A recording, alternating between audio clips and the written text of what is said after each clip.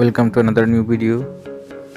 In this video you will see how to fix Google Chrome internal server error problem. Please follow complete the process.